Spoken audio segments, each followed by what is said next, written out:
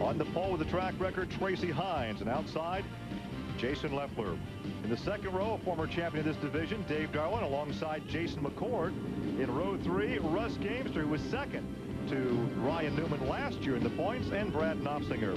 In the fourth row, it's Bud Kading and Aaron Fike, a couple of young guns in USAC. Then it's Tony Elliott and Jay Drake. In row 6, Pat Abold and Brian Tyler. In the seventh row, Casey Kane and Bobby McMahon. In row 8, Dave Steele, the winner of the Last Chance race, and Jimmy McCune. In the ninth row, Ed Carpenter and Paul White. Then it's Jeff West and Brad Armstrong, followed by Bill Rose and Kevin Kersey in row 11. In row 12, Scott Hansen and Darren Spires. And rounding out the field, the add-ons, the promoter's options, Chuck Gurney Jr. and Johnny Hines. Track, and this and the sprint car, he came all the way out here with both of them. 100 laps about to go green. Tracy Hines has won twice this season on the pavement. He only trails by 17 points in that run for the championships. He's been a runner-up in this series before. Darwin back there in third spot, and fourth is Jason McCord. Well, Leffler once again got a very nice start. He really likes this racetrack. He knows it very well. And starting up there in front, he's going to be a very difficult guy to beat. But you can bet that Tracy Hines and those guys right behind him are not going to give up easy. You can see the marbles on the racetrack, the bits of rubber being kicked up to the outside. Now, don't be alarmed if you see some sparks, because these cars are tail heavy, laden with all that fuel. Yeah, they put a lot of fuel in them. Probably around 350 pounds of fuel back there for this race, maybe 400 pounds. So they are going to be very low early in the race. Hey, look at Jason McCord, a nice move to the inside. He takes the third position, that green-colored number 4. Out in front, though, is Jason Leffler. Then it's Tracy Hines. Fourth, now is McCord. And fifth is Dave Darwin. And now McCord has his sights set on Hines for second position. Russ Gamester back there in fifth spot, and McCord gets into second position. So that's a nice move early in the race for Jason McCord. That car powered by Snyder motor. A lot of the, oh, look at this. Jason Leffler got very high going through that corner and gave McCord the bottom of the racetrack, and McCord's really got his race car dialed in right on the bottom. And sometimes these cars are very ill handling at the start because of all that weight in the rear. Well, and the danger is, if you're working this well early, then later in the race you might not be handling quite as well. But right now, Jason McCord went right to the bottom of the racetrack, still runs down there as Leffler goes down there too now. Completes lap 6 of 100. So it's McCord, Leffler, Hines, Darwin, and Gamester. The youngster Aaron Fike now up to 6th position. Knopfsinger is 7th. And it's Kading, Elliott, and Jay Drake rounding out the top 10. I think one of the reasons these guys are running a little lower on the racetrack right now is because of that heavy fuel load. The cars want to push up on the top. So if you go to the bottom, you take away that where it's a little flatter, you'll get the back end a little looser. Oh, look at this. Dave Steele is out already. Lap 7, and Dave Steele takes off the gloves. The veteran from Tampa, Florida, now residing in Indianapolis, is out of this race. Tough break for him, because he ran very well in this semi-feature, but they had trouble all night long, and this just seems like it's continued. Already a car goes a left down. There is Jay Drake. There's also Tyler in front of him. Kane, and is that Knopfsinger? It's Pat Abold on the outside in that bright orange colored car. Well, that yellow car is Jay Drake. Jay has won 17 times this season, 16 in national competition. 2 more wins would tie him with the legendary A.J. Foyt for the most wins in a season. It's sprint cars, not in these. It's sprint cars. And overall wins. Sprint total wins. Okay. Because Jay has won in the midgets, the sprints, and of course we saw him up in Knoxville winning the Silver Crown cars. Right. And there is Casey Kane on the high side at number 67. Casey, driving for the Zerunian racing team, won the Silver Bullet race at DuQuoin. Oh, look at the right front brake on Casey Kane's car. It's glowing really red. So he's either riding the brakes or he's really got something wrong with that, because it shouldn't be glowing that much this early in the race. Well, you see 3 winners from this season's competition. The Orlando winner is right there in that number 69 as you go back to the lead with McCord.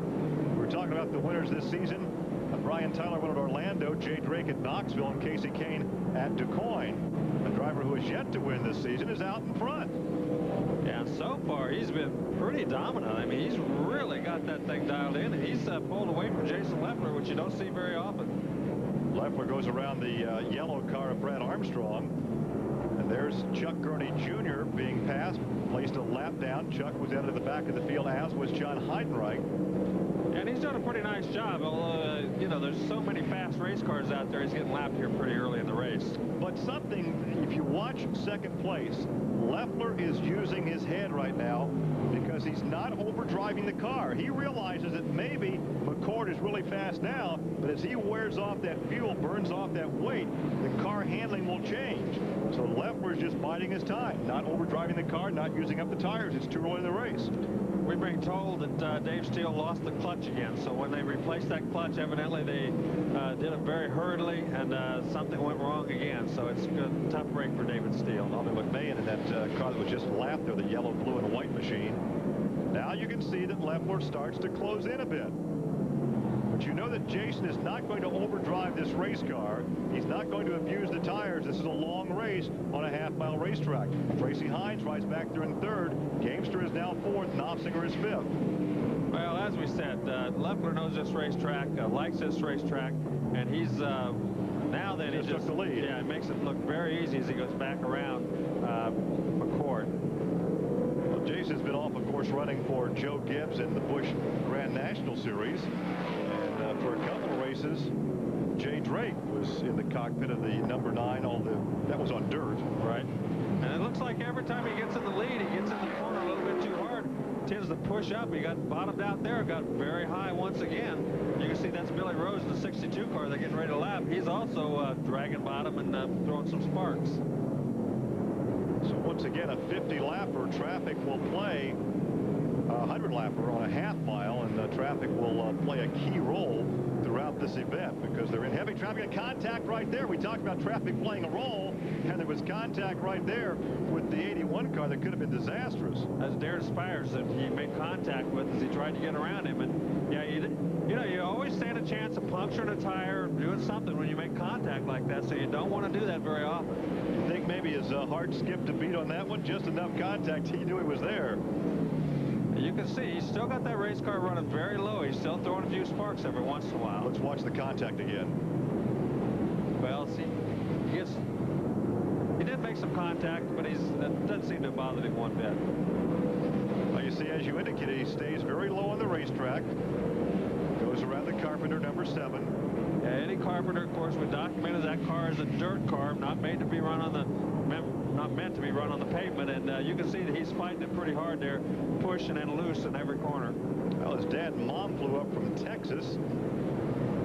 Tony and Laura George, about a 2.5-hour flight up from Dallas. See Jimmy McCune there just getting lapped, and that's very unusual. That's one of Johnny Vance's cars. Those cars usually extremely quick.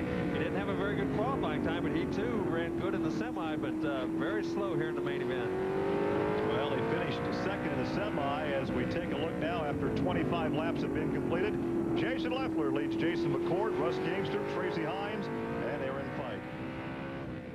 On Leffler, but right when he caught up with that lap traffic, it cost him a little bit of time, and I thought he was going to see a pass to the lead before we came back from commercial. 3 wide as Russ Gamester goes under the number 40 car. There is your leader, tucked in behind Jay Drake, and there is second place Russ Gamester on lap 38. That's the gap between first and second. That lap car is Jay Drake. Jimmy McCune has pulled off. His teammate has pulled off the track with the power steering trouble. Also, Chuck Gurney Jr. has pulled off, so we got a couple of casualties here early in the race. Well, 1 lap car now between first and second. Oh. A lot of sparks there as Jay Drake got very high on the race course. Russ Gamester won earlier this season, back in August at Raceway Park in Claremont, Indiana. And you can see these drivers have changed their line quite a bit from what they ran in the semi-feature. All these guys running much lower on the racetrack, and I think that's primarily to keep the car from pushing. Higher you run on the racetrack, the more it's going to push. And so they've all moved down to the bottom because of that heavy fuel load. Well, all these drivers are in radio contact with their crew. I believe that Janice East probably is spotting for Jason, and she is telling him, hey, you got that red 51 car closing in. And now heavy track again. There's the 81 car they made contact with earlier when he lapped him. We talked about how this traffic will play a role in this. Oh, 3 wide through the corner. Russ Gamester very, very close here. That Spires on the outside. That was West that went around and Hansen. Both of them that went in between there. It kind of was a close call there earlier. Now about 4 car lengths separating first and second. It'll be interesting to see what will happen if Russ Gamester can get around. Well, that little redhead in that 9 car, let me tell you, when he sees it those, he's going to stand up in the seat and start to get things going pretty quick because he doesn't like to be passed by anybody. Working now on lap 44 of this 100-lap event. Of course, we'll come back here next month and show you 100 laps of midget racing in the 60th running of the Turkey Night Grand Prix. Agajanians are in here a little earlier telling us about what all their plans for that. Of course, they promoted that race for many, many years, starting back at Ascot. A truly wonderful event. Well, it's really too bad we lost Ascot about 10 years ago.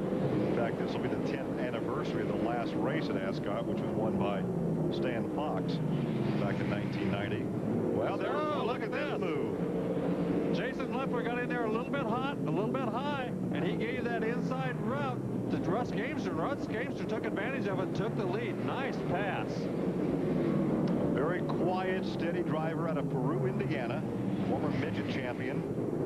Finished second in the point standings last year. Had a great battle all season long with Ryan Newman. Of course, that family has been in racing for many, many years, and he does not get the credit that he really deserves in this division. He's been very, very strong for a lot of years. Right there, Knopfsinger. Oh my! We missed that one. It's Knopfsinger. Well, he spun off the racetrack down into the infield and hit that. That's the quarter mile. The quarter mile. Well, I was thinking he was out of the ballpark, but that's the quarter mile track. Right. That's the quarter mile track. That's coming off of turn number 4.